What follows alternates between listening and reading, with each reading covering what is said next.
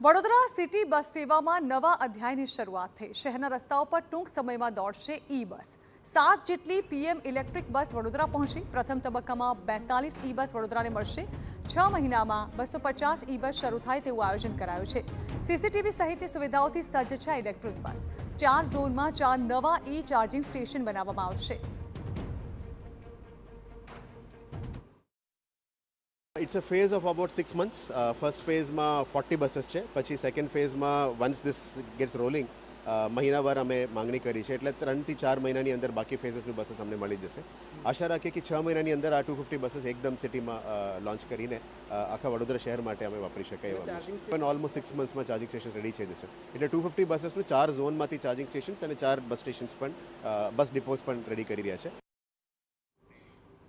તો વડોદરામાં ઈ બસ શરૂ થવાના લીધે ઝીરો નોઇઝ પોલ્યુશન અને હવાના પ્રદૂષણ વગર જ લોકોને સારા પરિવહનની સુવિધા મળશે। આ બસમાં વિવિધ અત્યાધુનિક સુવિધાઓનો પણ સમાવેશ કરાયો છે, જેના લીધે વડોદરાની શાન અને સુવિધામાં પણ વધારો થશે। વડોદરા શહેર માટે એક પ્રોજેક્ટની છેલ્લા ઘણા વર્ષોથી રાહ જોવાઈ રહી હતી, તે હતી ઇલેક્ટ્રિક બસો। વડોદરા મહાનગરપાલિકા દ્વારા 42 જેટલી ઈ બસ આવનારા સમયમાં શરૂ કરવા માટેનું આયોજન છે, તે અંતિમ ચરણમાં છે।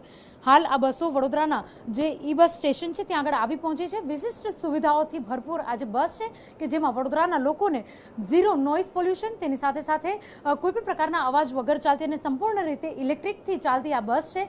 તેમની અંદર જો વિશેષતાઓની વાત કરીએ તો મહિલાઓ માટે અલગ સીટનું પ્રાવધાન કરવામાં આવ્યું છે, સાથે જ પેસેન્જર કાઉન્ટિંગ સીસીટીવી કેમેરાનું પણ જે પ્રાવધાન છે તે આની અંદર રાખવામાં આવ્યું છે।